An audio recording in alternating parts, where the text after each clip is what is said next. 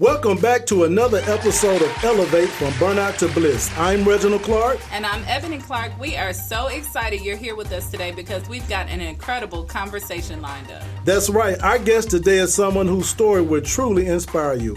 She's an author, an award-winning speaker, a university professor, and a powerhouse success coach who built her life around one simple but powerful philosophy: so what? That's right. When life throws challenges your way, Summer Owens teaches us how to say so what and turn those setbacks into setups for success. Her journey is one of resilience, purpose, and transformation, and we can't wait for you to hear it.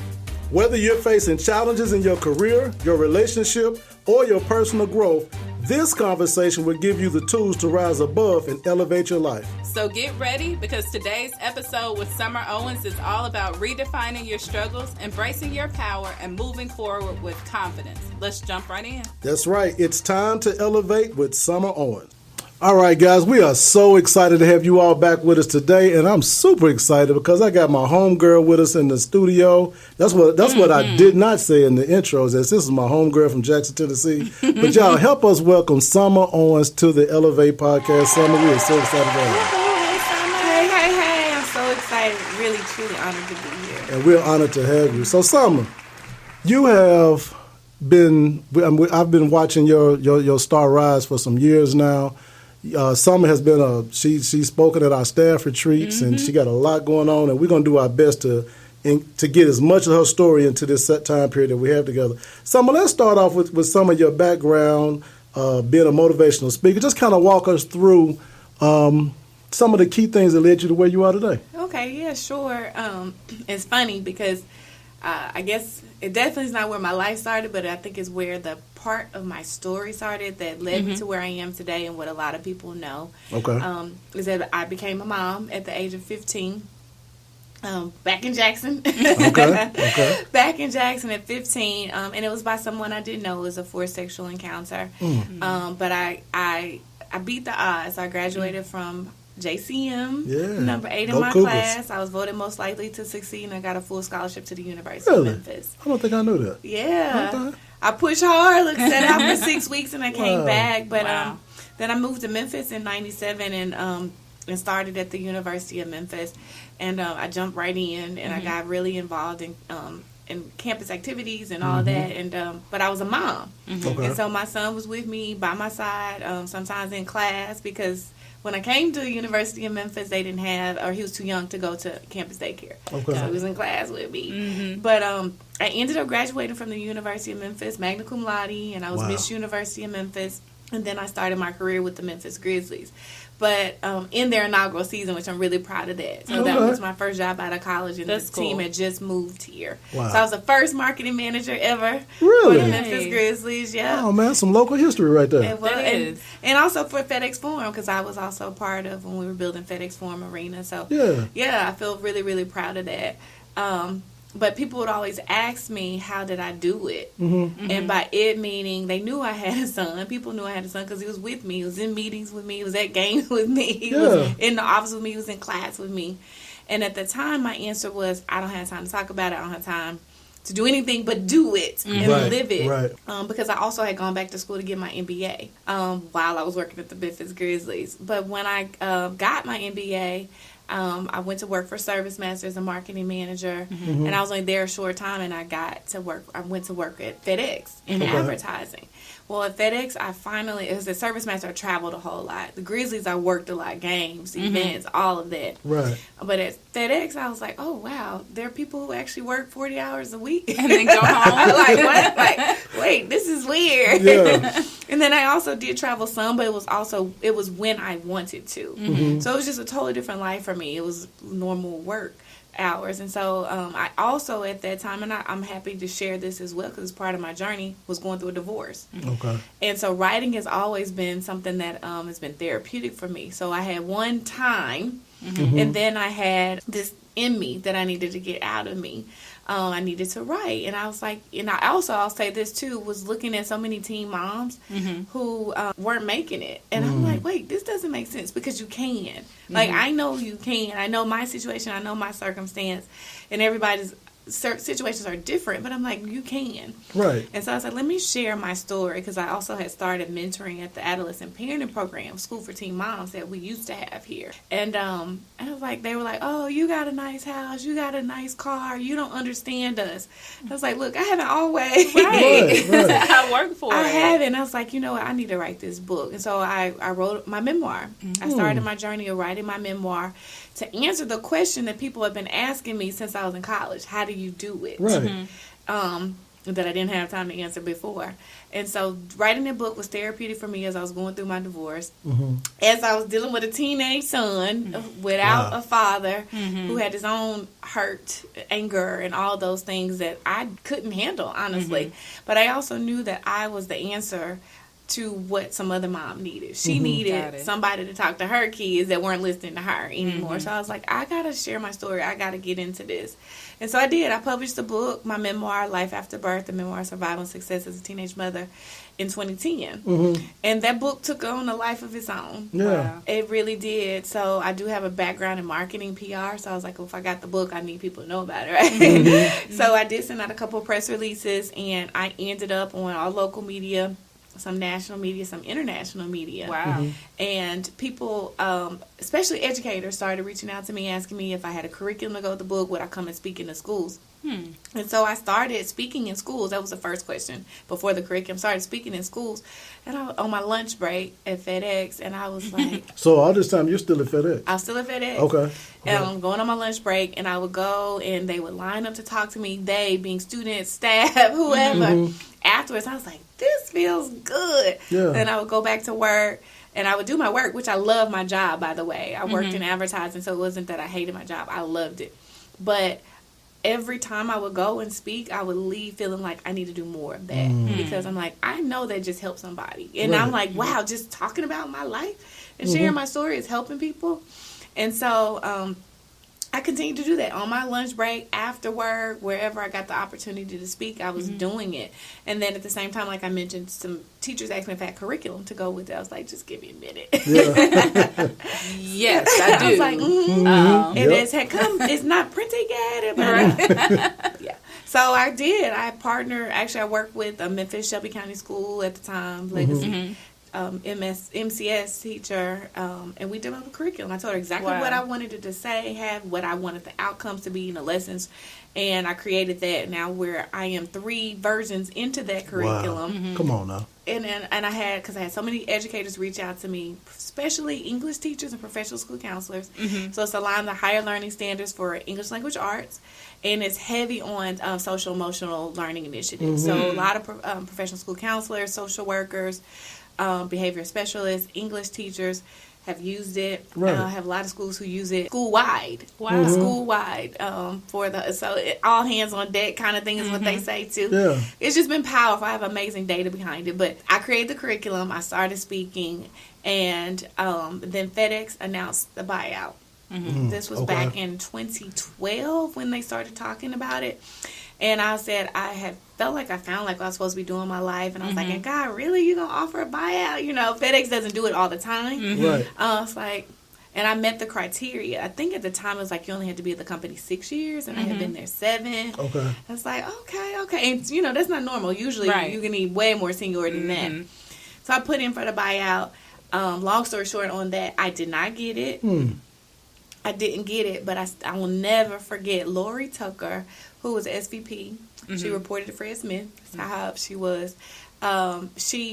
We were at a luncheon, and she said, it was Women's Foundation luncheon, and FedEx is always a big sponsor. And she was at one table, I was at another. She was like, Summer, I saw something you posted on Facebook. My mind was like, wait. Like, that could go either way. Right. And why are you on my Facebook? We should not be friends. And she said, did you get the buyout? And I said, no, I didn't get it. She was like, you're leaving anyway, aren't you? And I said, yes, I am. And then I was like, oh my God, I just told Lori I'm leaving. But I felt like my heart had spoken. Right. And I went back to work because it was lunch. And I went back to work and I really thought about it. I was like, yeah, this is what I'm going to do. And that was 2013 that I left FedEx. And so that I had been speaking. I built the speaking business. I joined the National Speakers Association because I said built it. I had started building. Y'all know how it is to build a business. Right. I had an LLC.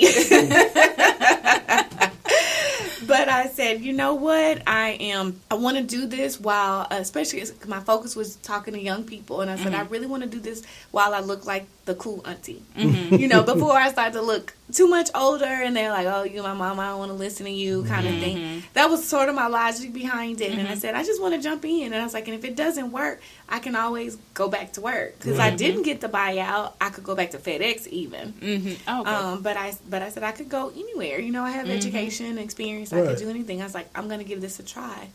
And so June 5th, 2013 was my last day in corporate. But let me go back just a quick second. So while I was still at FedEx and I was speaking, I was like, what is this? I was like, I need a name for this. This is a business kind of, right? And I had just been at Harpo Studios. Do y'all remember Oprah's Favorite Things? So I was over that project when I was at FedEx. So they had FedEx ship all the stuff, so the audience gets all the stuff, right? FedEx ships it, and FedEx ships it. So I was out at Harpo Studios, coordinating that, and I also was working with her magazine, which is in New York. But I was coordinating that, and I remember seeing Harpo on the side of the building, and y'all know Harpo is Oprah, spelled backwards. That's right. And I was like, okay, that's cool. I was like, it kind of stuck with me. When I got home, I still remember this. I went to sleep. I woke up the next morning and I had so what. All I could hear was so what. Because my business and everything that I do is so personal to me. I wanted my name in it, but I didn't want it Summer. I got you. I wanted it more subtle. And I was like, yeah, that's where so what came from. And so what is just about teaching people to say so what to life situations, circumstances, even to trauma. And so now what? How do you move forward from it? And that's what my life has been about. Is things happen. Sometimes we make bad decisions that put us in bad situations, and sometimes we're just born into situations. Sometimes things just happen.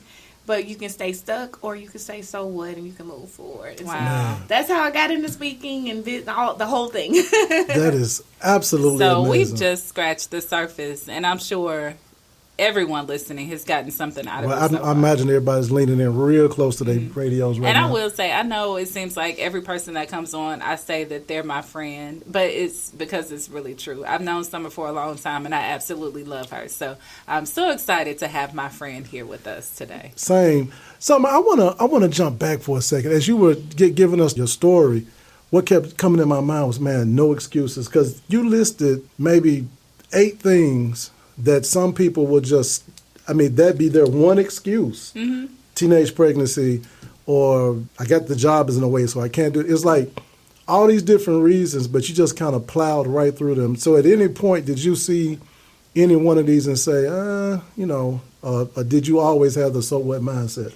I wouldn't say I've always had it, but and even being an entrepreneur to this day, it gets hard. There are very hard days, and even going back to me being a mom at 15, and the dad is, it was not even a situation that I chose for myself. Right. I've had a lot of down days, and I still have a lot of down days, and I think you have to give yourself grace to have those. But I still remember being, going back to being 15, or even before I got pregnant, I saw. Because I grew up poor. Most of us did. Yeah, I grew up poor, and I wasn't one of those like, I don't know I'm poor. No, I knew. I knew. It wasn't a secret, huh?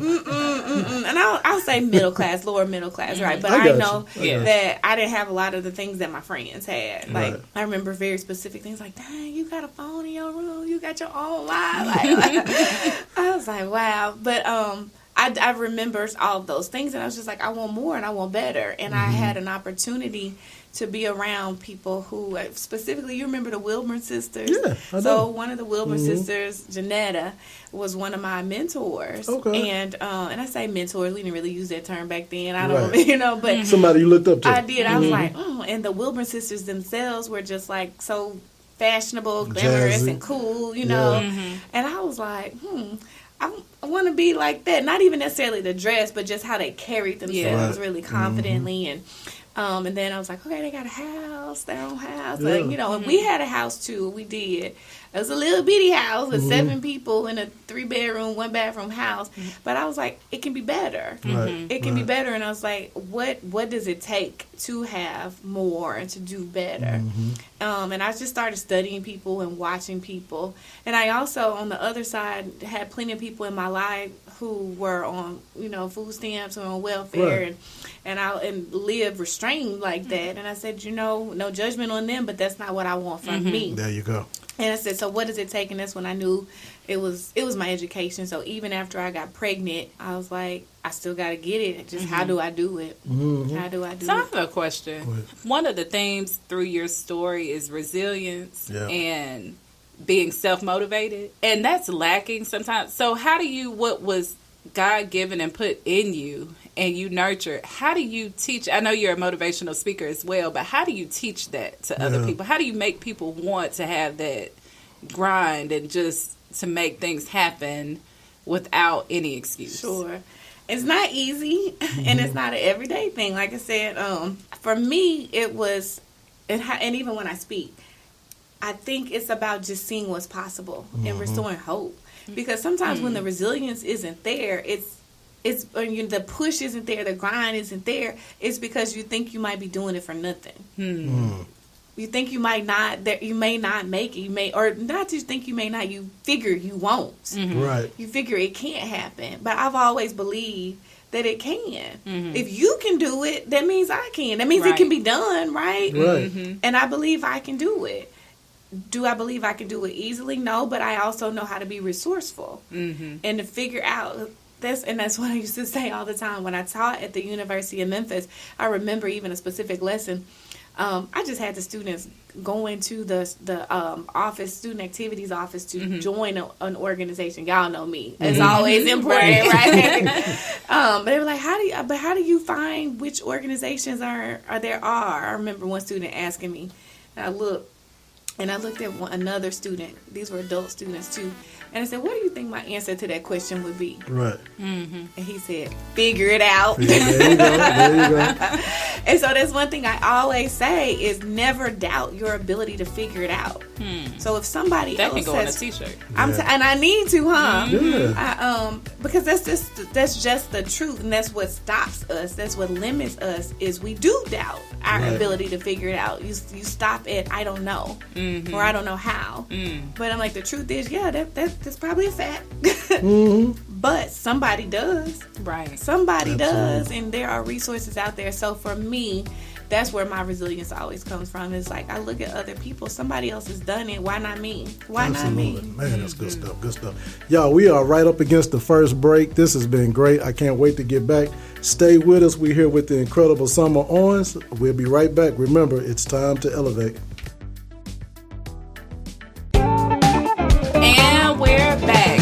Welcome back to the Elevate Podcast with Reginald and Ebony Clark. Our guest today is the brilliant, beautiful, awesome Summer Owens, and we are talking about so what, turning setbacks into setups for success. So I have a question for you, Summer.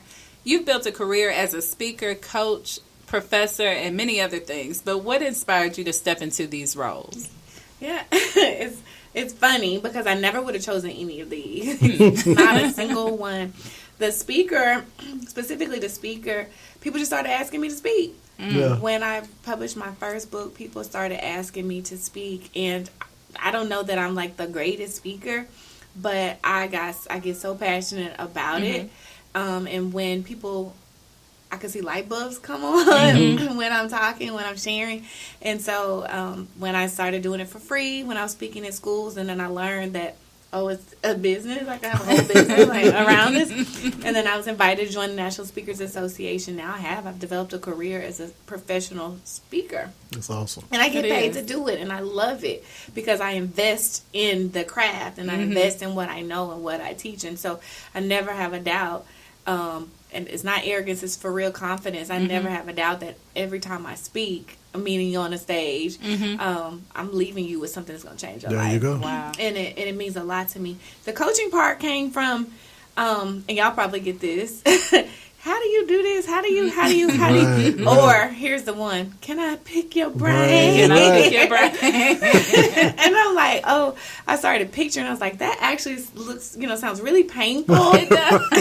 Especially for free. That's funny. I pictured that before. I was like, no, you can't pick my brain. But we can have a coaching call. And so, because I like teaching, I love helping, and I'm like, oh my gosh, I had so many amazing experiences and opportunities that I love being able to use what I know and what I've learned and experienced to help other people. And so I started coaching, and I have one-on-one coaching, and now I've started a coaching group, which is a So What Success Sisters, and it's something specifically that I'm doing for women. And how do people find that group? Sure, it's SoWhatSuccessSisters.com. Okay. So That's easy. I like buying URLs. So it's SoWhatSuccessSisters.com, and it's a community of women, or for women specifically, to talk about the So What Success system and how you can implement that into your life and be successful no matter what it is that you're trying to do. In that group, I focus on being more confident and being more resilient.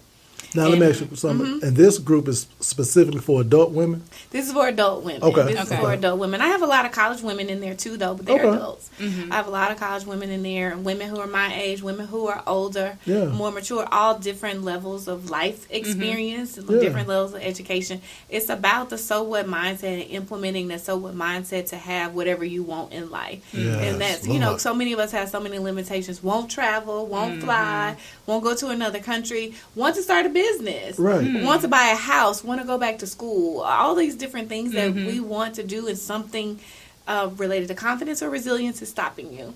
And so that's what I like to talk about in that group. And it's not just me, it's a community. And so it's a community of women with all kinds of wisdom. And we're helping and supporting each other, but the foundation is So What Success, and it's success no matter what happens in life. And so that's the coaching part. Like I said, I do individual coaching. I do have a coaching program called Get the Guts to Go For It. I like that. That's getthegutsToGoForIt.com. That's a whole website, too. And I did want to spell out So What, just so if anybody wants to find it, you can. It's SOWHAT. Yep. SuccessSisters.com. That's exactly right. Thank you so much. So, I have that coaching program with one-on-one coaching with the Get the Guts to Go For It program, where we focus specifically on a goal that you want to achieve, whether some of the things I just said, like buy a house, go back to school, travel, start a business.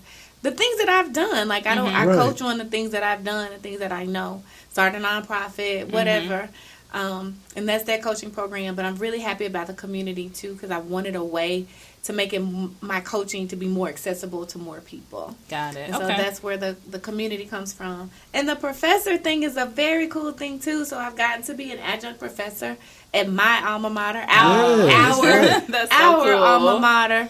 GTG, go Tigers, go. Yes. Don't get me started. Don't get me started. People are always like, you know the fight song. I sure do. That's right. I sure do. But the cool thing about the professor position is that it was in 2012, Dean Rajiv Grover, he was the dean of Fogelman College of Business and Economics at the time. He came to my job at FedEx to tell me that I had been chosen as the undergraduate outstanding young alumni of the year for Fogelman. Wow. Yeah. Somebody had nominated me, and I didn't know who, but somebody had nominated me, and he came to FedEx to tell me I got it. Oh, wow. And he's so funny. You have to know him. He initially he said, I came to let you know that you were nominated, but unfortunately you weren't selected. But we like to tell people in person. I was like, you could make all that trouble to just... But I got it. And that's what connected me to him, which it was a huge honor, right, to get that honor for Fogelman. I was like, what? But that connected me to him, and so he learned about me and my story at that point, because I had written the book. He knew about the book. Somebody nominated him. He knew my story. So then he reached out to me, and he asked me if I would create a life skills class. He said, Summer, he did. He said, Summer, our students are graduating. They know business, basically. He said, but they don't understand life. They're still making weird life choices, and they're not really ready for life. And I was like, yeah. And so we went through that process, and it was a process of getting the course approved, and even some pushback, because they wanted me to include a change management book, a conflict resolution book, and I said, I don't want to. Mm-hmm. I was like, that's okay. If it requires all that, I don't want to teach the class like that. Mm-hmm. And I got my way. My book was the textbook. Oh, wow. Really? The only textbook. And Wow. I created the curriculum, and I taught that class. And I said I want to teach it only once a week for 3 hours. And the reason why is because I was like, it's going to be heavy discussion based and presentation based. Mm-hmm. And I got what I wanted. It was management 4114. Mm-hmm. Management Cool. 4114.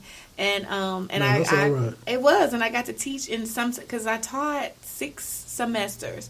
And I got to teach in some of the same classrooms that I sat in as a student, that I sat in with my son as a student. Wow. And it was really, really special. And the only reason why I stopped teaching the course was because my speaking business got too busy, and I ended up having to cancel class quite a bit that last semester, and my students were bummed about it. I'm sure. And it was cool. Like, how many students are sad or upset? And they were messaging me like, for real, we don't have class tonight. And I'm still very connected. I've never done that. I never did Me either. neither. I never did either, but my students, because we talked. We had good conversations about life. They were reading my book, and when I say they, it wasn't about me being a teen mom. It was about life and life choices. Mm-hmm. So that same student figured out he was a 42-year-old man, white man. Mm-hmm. He was a student who loved my class. He still connected me to this day. Wow. So that's how I got to be a professor. And then after that, when I decided to quit FedEx, I said, let me teach some more. So I started teaching marketing as well. But I'm not doing that now, only because of my limitation on time. But that was one of the best experiences of my life too. So I knew you were a professor. I did not know that it was a class that you created. So that is so cool. So cool. Such an honor. It really I got was. 2 things. One, I want to say before I want to transition over to the curriculum. And that you mentioned about the coaching program. So I want to challenge the men out there right now. If there's a lady in your life that you really care about, why not sponsor a lady for the coaching program? I think That's a great idea. I love that. Yeah, that'd be a good birthday gift, Christmas gift, or just gift in general. Why not sponsor somebody for that? I love that. Now, you mentioned some of the curriculum, and that's something that so who's buying? School districts are getting it? Districts or classrooms or Okay. So all levels. So school districts have purchased it. Okay. Schools. Okay. Schools, and even on the classroom level, if the teacher has the funds to buy it from the classroom Right. level, but it's been implemented district wide. That's great. And also not just schools, anybody who works with youth. So Okay. I've had even churches. Okay. Churches because all churches have youth programs. So I've had a lot of churches to use it with their youth programs, and I even have a little bit different spin for them where they can incorporate scripture, because I have scripture in my book. Okay. And then also youth programs. So Boys and Girls Clubs have used it before. Yeah. Big Brothers, Big Sisters. I've had a number. Anybody who has kids, Right. who has kids, 5th grade up is the earliest level for the curriculum is 5th grade. 5th grade and up. There's a 5th grade version, a middle school version, a high school version, a young parent version, and then there's also a first generation college student version. Wow. Yeah, wow. man. So let me ask you this. Can you tell the listeners a little bit more about the curriculum or what the kids are learning as part of the curriculum? Sure. So first of all, I'll go back to saying it wasn't even my idea. This was educators who reached out to me, and they were telling me that students were reading my book in class and wouldn't put the book down. I'm like, what is this book? I literally had teachers find me because students were reading the book. And they asked me if I had a curriculum, and so I said, yeah, like I said before. Right. And then got to work creating it. The curriculum, again, is aligned to higher learning standards for English language arts. One, specifically because I had teachers telling me they're reading. So that's literacy, right? That's literacy. And I have data now that shows that it's improving, one, their interest in reading, and also their ability to read and their reading levels, their literacy levels. And then because it follows my journey. So if they're reading my book is the textbook. So it starts with me being a little girl in elementary school, bullied. Bullied because I had big teeth, which I still have big teeth. They just used to stick out more because I sucked my thumb.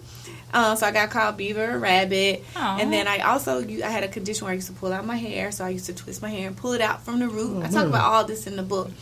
And I got called Boy, Beaver, all those things. So it starts with me being young, elementary school, getting bullied. So that's a topic in it. That just made me mad. I know. Like, I want to go find them. Oh, y'all, it was a whole I Hate Summer Club. It was when I was in 6th grade. But I talk about it, and that's part of you asked about what you're learning.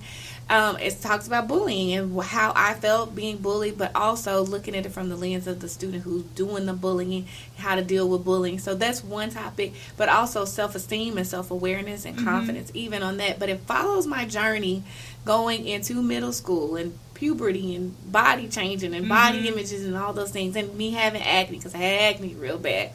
And then my body started changing, my hips started growing, I had stretch marks. So it talks about all those things. That's why students really like it, is because I talk about everything. Real. I talk about everything. Even starting my cycle, that's what a lot of the educators really like, is that I talked about that and how it was handled or not handled. And I wasn't educated about it.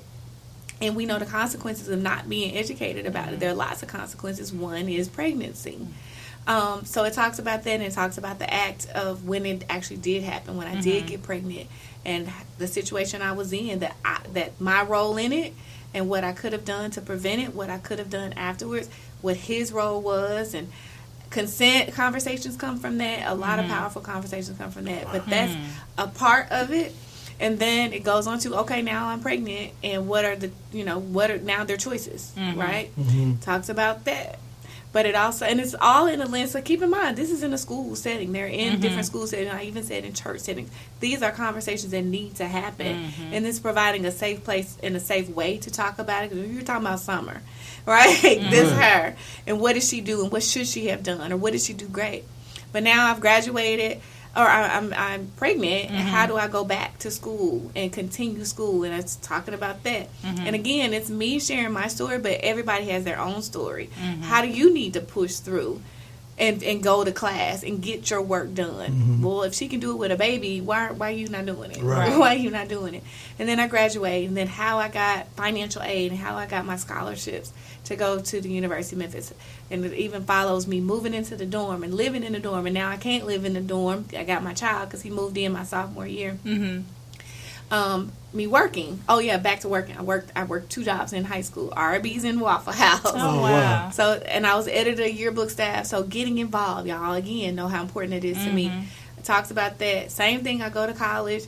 All the topics in college, financial aid, getting an apartment, relationships, that's talked about in high school too, sex and STDs, all of those things are covered in there. Then going on to me buying my first car, buying my first house, starting my career with the Memphis Grizzlies, how I got my MBA, going into my job at FedEx. All of those things are talked about as me.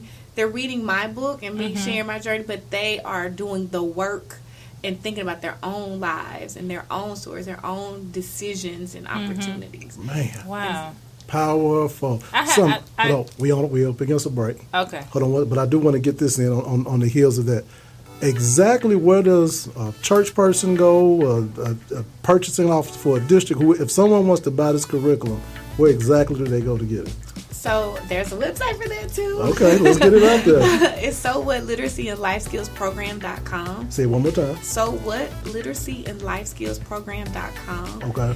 But to make everything easier for everybody, if you go to SummerOwens.com, which is my name, there's a contact me. You can just hit that and say, this is what I'm interested in. Gotcha, and I can connect you to any of those. You don't have to remember any of those websites, SummerOwens.com, and you can contact me for anything. Sounds good. Y'all, we got to take another quick break. We'll be right back. Remember, it's time to elevate.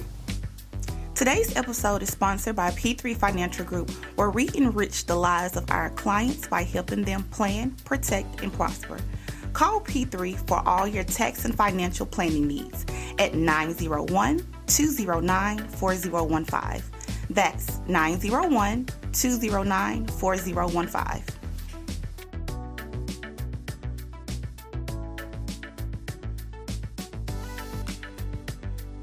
And we are back. We are back with this final segment with Summer Owens, guys. I hope you all are really, really soaking up everything she's putting down. she's given us so many jewels that we just so many, man. But I want to ask you a quick question. If someone's listening right now, going through a major setback, what would you say the first step that they can take to start applying the so what mindset? Well, first I'll explain the so what mindset a little bit more. Okay, please. So with the so what mindset, first thing you ask yourself when you face the challenge or the trauma. So think about, what is the challenge? What is the trauma? And I even actually go, because I speak about this too, visualize it. Sometimes we try to avoid it. We don't want to think about it, right? No, think about, what is that challenge? What is the trauma? Even trauma, because I've been through trauma. A lot of it been through trauma. And we don't want to think about it. We don't want to feel it. But I want to encourage you to think about it and get it in your mind. And then ask yourself one question. Can I change it? Can I change it? As you think about that, then can I change it? And if the answer is no, you can't change it, then what do you need to do? You need to accept that thing. Whatever it is, no matter how hurtful, how painful it is, if you can't change it, you got to accept it. But in most situations in our lives, when you ask yourself that question, can I change it? The answer is probably yes. There are a lot of things that we feel like we can't change, but we really can. And if we can't change it, we can actually do something about it.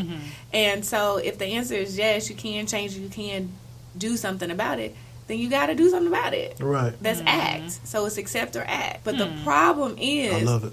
Most of the time we don't accept and we don't act. We just spend our time in the middle complaining about it. Right. Oh, my gosh. Complaining about it. And you think about all the people who come into your life, the job that they hate, the relationship that ain't working, this, that, just complaining. And you in your mind probably are thinking, do something about it. But then when we internalize, it's like, oh, what are those things that I'm just complaining about that I need to take some action on? Or if I'm not going to take action on it, I need to accept it and shut up about it and stop complaining about it. I like That's that. it. That's how the so what mindset works. Is you have those two choices: accept or act. Not complain. We ain't got time for complaining. They get you nowhere. So that's the first step. Is to really think about that challenge, that trauma, that thing you don't like. It could be the smallest thing, something you don't like, or it could be a major thing like real trauma. And what is it? Do you need to accept it, or do you need to take action? And that action might be counseling. It might just be talking to somebody. You might be getting help. It might be looking up resources. It might be saving your money. It could be anything. It just depends on what that specific situation is. But there's usually action that you can take. And again, sometimes the first action is just talking to somebody, getting some help. So on that same line, but in a professional setting, what advice would you give to professionals that are burnt out and they're trying to reframe like their challenges and setbacks? Sure. And really find out what it is that motivates them and what it is that gives them joy? Ooh. That's a good question. I really do feel blessed that mine just kind of fell in my lap. But even with it falling in my lap, maybe it really didn't. You know, maybe it was me recognizing a few things. Like one, a need. Like I said, I saw so many teen moms giving up because the stats were only 1 out of 3, I think at the time, would graduate from high school. And I'm like, that is ridiculous. That, I don't care what your situation is. That's ridiculous. And so I'm like, okay, I'm gonna share my story. This is, me taking some kind of action. I was like, okay, I can solve a problem, or help to solve a problem, and that led me to where I am today. So maybe part of that is like dealing with burnout. It's like, okay, what is it? Is there a problem that you identify or that you see, and you have been through it, you've done it, maybe there's something you can do. Start a podcast. Everybody's doing that, there right? You go, man. So write a book. I don't know. Teach a class. There are so many things that you can just start to do to address an issue or problem that you probably have a good insight on, or that actually helped me to discover like what I'm good at and some of what I'm good at, what I'm passionate about. I've never been a speaker. I've always been shy. People are always like, no, you're not. I'm like, yes, I've always been shy until I'm passionate. And it's like, no, I got something to say that's going to help you. Yeah. So find things that you're passionate about. And those things can turn into a career, or they can turn into a hobby, or they can just turn into a tool to help somebody else. So it's like, maybe think about those things even outside of your job, but then within your job, within your career, are there things that you can do there? Are there organizations within your job? Because I remember it was the African American Network at FedEx. When I was at FedEx, I liked being a part of that. So it had nothing to do with my job. It was just because I was African American and I worked at FedEx. But that gave me another outlet to be able to do something different. And I guess I've always been like this anyway, because even in high school and college, even though I did well academically, it wasn't the academics that got me through. It wasn't because, I like that so much. I was like, this calculus class is so... That's not right. me. No, that's... Even marketing, like, I like marketing. Even was like, these marketing classes. I didn't like any of that, really. Yeah. But I knew the importance of doing well in it. What made me successful at that, and I guess the equivalent would be like what would make me successful in my job, even if I feel burnout, I'm tired of what I'm doing, is I got involved in other organizations. You know, y'all know I pledged AKA, and I was student ambassador, and I did student activities, a bunch of stuff. And pouring myself into those things that I really did enjoy made it easier for me to do the stuff that I didn't really enjoy. Correct. But it was just part of the process. Wow. So I would just say that is find things even within your job or outside of your job. And then also, like, don't be afraid to try something new. Yeah. If that means leaving your job. If that means leaving your job. And I say, do it in a smart way. Right. Do it in a strategic way, in a smart way, and be prepared. But that also goes back to identifying resources and getting help. People can help you to plan for that. I wasn't even smart enough to do that myself, but that's advice. That's advice I give now. But you can find joy in the work that you're doing, even if it's not the work itself, it's around the work. Yeah. Or you can choose to do something different. That's right. Go ahead. I was just going to add, I've told this story before, but my mom was like super corporate. Like, she worked for IBM, she worked for 3 of the big 4 accounting firms, so super corporate. But when I told her I was thinking about leaving my job, what she said to me was, you can always get another one. So that kind of took, even from her perspective, that kind of took some of the fear out. And like you said earlier, you can always get another. There are always going to be resources that you can access. So just step out there. Life Say, is so short. what? I'm telling you, life is just too short to not be happy. What you said, for real. And to just sit around complaining. It's like, if you're out there listening and you are complaining about your job, do something about it. Right. Yes. Do something. I was telling a friend earlier this week, we don't get another bite at the apple. We don't get to the end of the deal and say, I'm going to do it differently. That's not how it works. We got one time to shine on this side of it, man, so you got to make it happen. And the reality, can I say this real quick? Go ahead. I've lost a lot of people in the last couple of years. 2 were my grandmothers who were blessed to live really long lives, but I also lost 2 friends who were not blessed to live really long lives. And that really shaped my perspective, too. And it made me, I've always had the perspective that life is short. Like I told you, in 2013, I quit corporate to do what I'm doing. But when I lost those friends, it was like, okay, what else is it that I want to do? Because tomorrow is not promised. That's exactly right. Tomorrow is not promised. And, and the way things are now, and, my recent news, it's like, okay, anything could happen any day. And do you want to leave with regrets? That's right. Man. I want to, and we got, we okay on time. We okay on time. Okay. We got about 6 minutes. But something I want to say real quick, and I definitely want to talk about the foundation. Y'all, if you listen to Summer's story, one thing I took from it, I can almost guarantee you, when you took that first step, I guess it was right in the book, those first step, you had no idea that it would lead to this, did you? No idea. That's what I'm saying. So, y'all, if you listen to what she's saying, just, I think as Martin Luther King said, you don't have to see the entire staircase. Just take the first step. And there's so many people that come up with a million reasons why they won't take the first step. Just take the step, man, because you don't know where it's going to lead you to. Go ahead. I was just going to say, just real quick, I've been to Ghana and I've been to Italy. Yeah. Not even as speakers, but just people I've met on this journey because of that. And many other cool places in America, too. But just when you say you didn't know it was going to take you there, physically, there are so many places I had no idea this would take me. There you go. And I was just going to say, if you take the first step and if you don't like that step, you can take the step, go back down and choose another staircase. Right. Like, it's not, everything is not final. Right. What's final is the fact that we don't know how much time we have, but the choices that you make, you can always make a different choice. That's right. Step back down, and it's going to be 18 other staircases that you can take. Absolutely. And I don't want to go to the grave with the music still in me. But y'all, in the time we got left, Summer, talk to us more about your foundation. That's exciting. Yeah, sure. So while I was still at FedEx, I also had some people reach out to me and was like, Summer, you can get grant money to do what you're doing. Yeah. I was like, oh, okay. And at the time, I hired an attorney, Carly McCullough. She's still with me today, and a lot of people know her here. She filed out my paperwork, and I set up the foundation, the So What Foundation. I wanted an organization specifically focused on youth in Memphis. Okay. And so with my speaking, coaching, everything else, is beyond Memphis.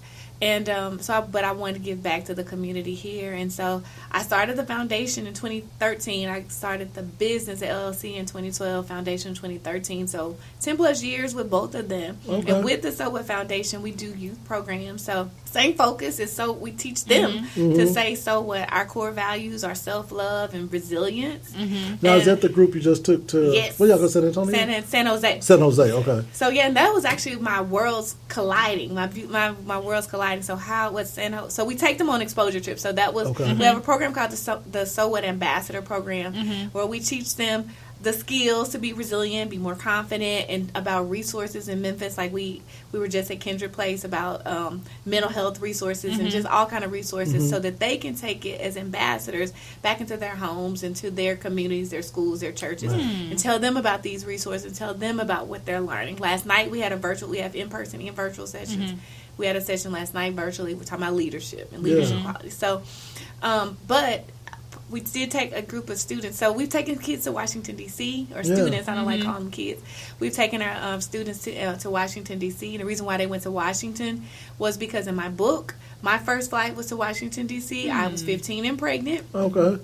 And my son's first flight was to Washington, D.C. Oh, wow. Gotcha. And so they got to see what they read about in the book. And, none of them had flown before, and these were all new experiences for them. So they got to see what they read about in the book as well as what's there now, like the African American History Museum, which was a pleasure.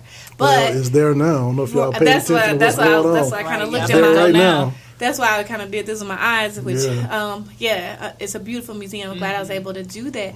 But recently, we did just get back from San Jose. So our latest group of ambassadors, a friend of mine, a speaker friend of mine, a longtime speaker friend of mine who lives in the California area, reached out to me, and he wanted to do a camp at Santa Clara University. He's been doing these camps for 34 years, but he wanted to try a new place. And he reached out to me about partnering with me to do this camp. And so I said, sure. And part of that means I want to bring some of my students. And so I was able to bring students, our ambassadors, to this camp, like I said, that he's been doing for 34 years with students from all over California. They're student leaders specifically. They all hold offices, president, vice president, treasurer, secretary at their schools all over California. But I was able to bring a handful of Memphis students who were not, from different schools, different organizations. They didn't fit the model for the camp.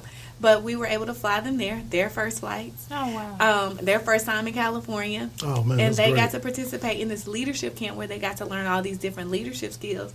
But here's something really beautiful that's really relevant to Memphis, is that they were able to dispel myths about Memphis to these students, because there were some students who were like, I thought Memphis was this, and aren't you scared living in Memphis?